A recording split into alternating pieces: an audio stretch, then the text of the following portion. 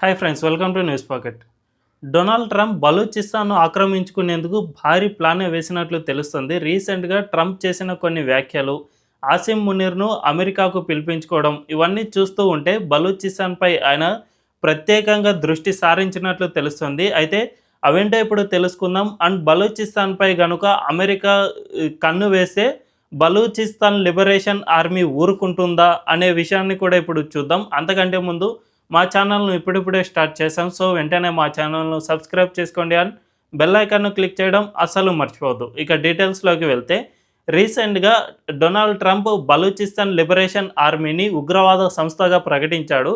ఆ సంస్థలో ఉన్న వ్యక్తులు అందరూ ఉగ్రవాదులే అని అమెరికా ప్రకటించింది. అంటే అమెరికా ప్రకటించింది అంటే వాళ్ళంతా ఉగ్రవాదులు.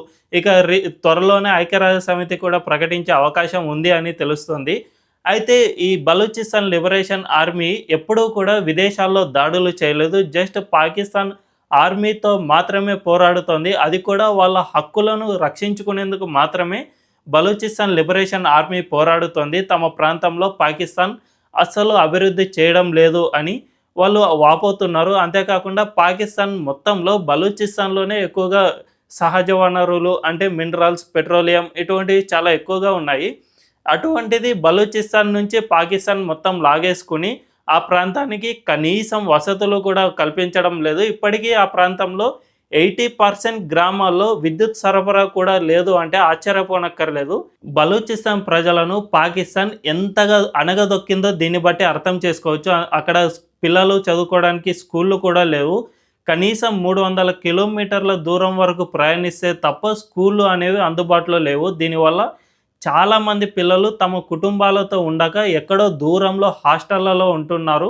6 నెలలకోసారో, సంవత్సరానికి ఓసారో తప్ప వాళ్ళ తల్లిదండ్రులను చూసుకోలేని పరిస్థితి అక్కడ ఉంటుంది. సో ఈ తమ హక్కులను కోల్పోతున్నాము, పాకిస్తాన్ తమను పట్టించుకోవడం లేదు అంటూ బలూచిస్తాన్ లిబరేషన్ ఆర్మీ అనే ఒక సంస్థ ఏర్పడి పాకిస్తాన్ ఆర్మీపై దాడులు చేస్తుంది.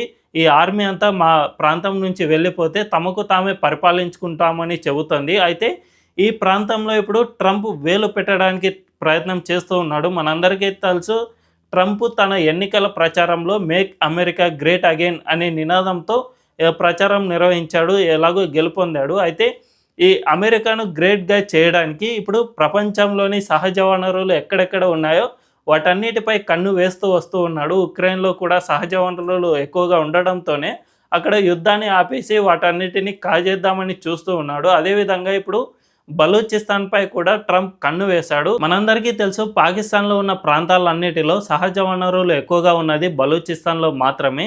ఆ ప్రాంతాన్ని ఇప్పటి వరకు పాకిస్తాన్ కాజేసింది. అదేవిధంగా చైనా కూడా ఆ ప్రాంతంలో కన్నేసింది. గ్వాదర్ పోర్టు ద్వారా అంతర్జాతీయంగా తన ఉనికిని చాటుకోవడానికి చైనా ప్రయత్నం చేసింది. అంతేకాకుండా బలూచిస్తాన్లో చాలా చోట్ల మైనింగ్లను కూడా చైనా నడిపిస్తోంది.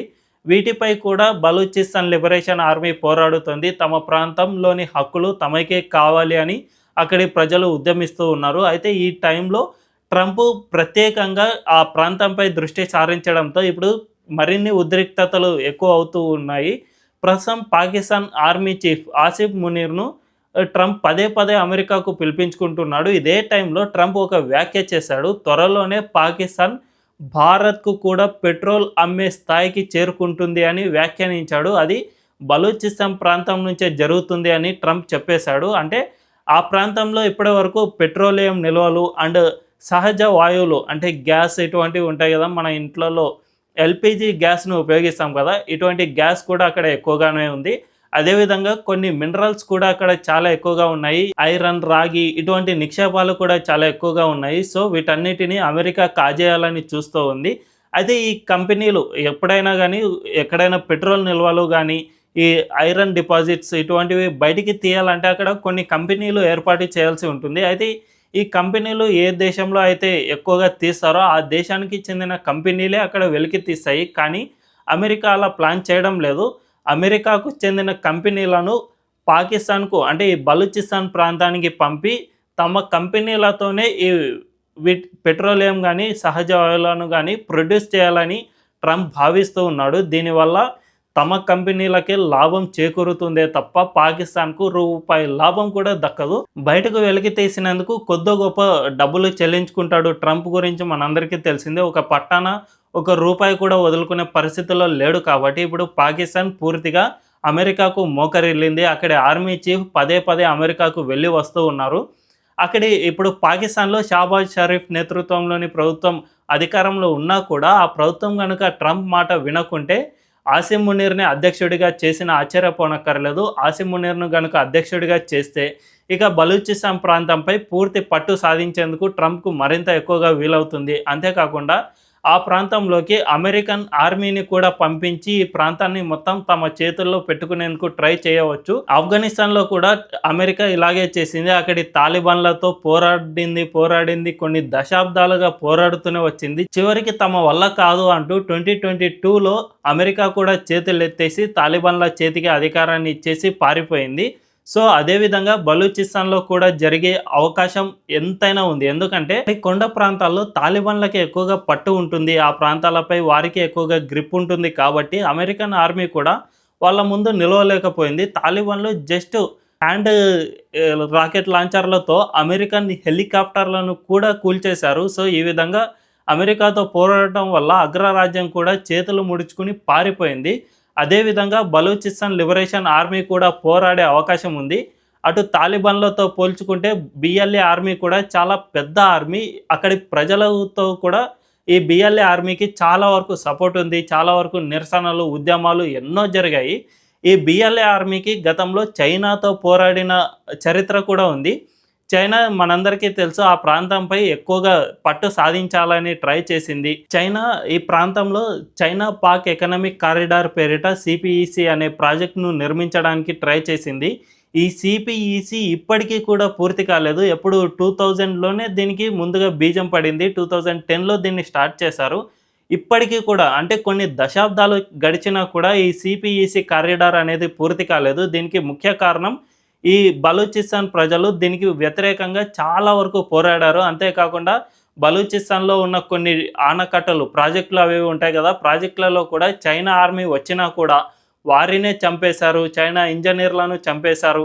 ఇటువంటి చరిత్ర బలూచిస్తాన్ లిబరేషన్ ఆర్మీకి ఉంది. కాబట్టి చైనా అంటే చిన్న విషయం కాదు. ప్రపంచంలోనే 2వ అతిపెద్ద ఆర్థిక వ్యవస్థగా ఉంది చైనా. సో అటువంటి దేశంతోనే పోరాడి విజయం సాధిస్తూ వస్తూ ఉన్నారు. అంటే ఈ సిపిఈసి అంటే పెద్దగా ఏమీ లేదు. జస్ట్ ఒక రోడ్డు నిర్మాణం జరుగుతుంది అంతే. ఒక పెద్ద హైవే నిర్మాణం చేయడానికే చైనాకు దగ్గర ఒక 30 సంవత్సరాలు పైగానే పడుతుంది అంటే ఆశ్చర్యపోనక్కర్లేదు. అంతగా ఉంటుంది ఈ బిఎల్ఏ ఆర్మీ పోరాటం. ఇప్పుడు అమెరికా కూడా అక్కడ ఎంట్రీ అయితే బిఎల్ఏ ఆర్మీ అమెరికాను కూడా వదిలే ప్రసక్తే లేదు అని నిపుణులు చెబుతూ ఉన్నారు. ఎందుకంటే ఈ బిఎల్ఏ అంటే బలూచిస్తాన్ ప్రజలు తమ ప్రాంతంపై తమకే పట్టు ఉండాలి అని చాలా వరకు చెబుతూనే వస్తూ ఉన్నారు. 1947లో బలూచిస్తాన్ అనేది ఒక ఇండిపెండెంట్ కంట్రీగానే ఉండేది. ఆ తర్వాత పాకిస్తాన్ దాన్ని అన్యాయంగా ఆక్రమించుకుంది. దీన్నే మీర్ యార్ బలూచ్ అంటే ఈ బిఎల్ఏ ఆర్మీ చీఫ్ ఉంటారు కదా, ఆ ఆర్మీ చీఫ్ మీర్ యార్ బలూచ్ ఈ విషయాన్ని రీసెంట్గా కూడా చెప్పారు. ట్రంప్కు పాక్ ఆర్మీ చీఫ్ ఆసిఫ్ మునీర్ తప్పుడు సమాచారం ఇచ్చారు. ఇక్కడ ఉన్న సహజ వనరులు అన్నిటిపైన బలూచిస్తాన్ ప్రాంత ప్రజలకు మాత్రమే హక్కులు ఉంటాయి. ఇవి పంజాబ్లో ఉన్నాయి అంటూ ఆర్మీ చీఫ్ ట్రంప్కి అబద్ధాలు చెప్పారు. ఈ ట్రంప్ అబద్ధాన్ని కూడా నమ్మేశాడు. కానీ ఈ ప్రాంతంలో ఉన్న సహజ వనరులు అన్నిటిపైన తమకే హక్కు ఉంటుంది, పాకిస్తాన్కు ఎటువంటి హక్కు లేదు అని మీర్ యార్ బలూచ్ కూడా తేల్చి చెప్పేశారు. దీంతో ట్రంప్ కనుక ఆ బలూచిస్తాన్ ప్రాంతంలో కనుక అడుగు పెడితే బిఎల్ఏ ఆర్మీ నుంచి పెద్ద ఎదురు దెబ్బ తప్పదు అని స్పష్టమవుతుంది. ఇప్పటికే ఉగ్రవాద సంస్థగా ప్రకటించినా కూడా బిఎల్ఏ ఆర్మీ మాత్రం తమ ప్రాంతంపై పట్టును కోల్పోయేందుకు సిద్ధంగా లేదు. సో త్వరలోనే ట్రంప్ కనుక ఈ బలూచిస్తాన్ ప్రాంతంలో తమ కంపెనీలతో కనుక ఎంట్రీ ఇస్తే బిఎల్ఏ ఆర్మీ నుంచి పెద్ద ఎదురు దెబ్బ ఎదుర్కోక తప్పదు. మరి భవిష్యత్తులో ఈ విషయంలో ఏం జరగనుంది అనేది తెలియాలంటే మరికొద్ది రోజులు వెయిట్ చేయాల్సిందే. ఈ వీడియో కనుక మీకు నచ్చినట్లయితే ఖచ్చితంగా మా ఛానల్ను లైక్ చేయండి అండ్ సబ్స్క్రైబ్ చేసుకోవడం అస్సలు మర్చిపోవద్దు. Thank you.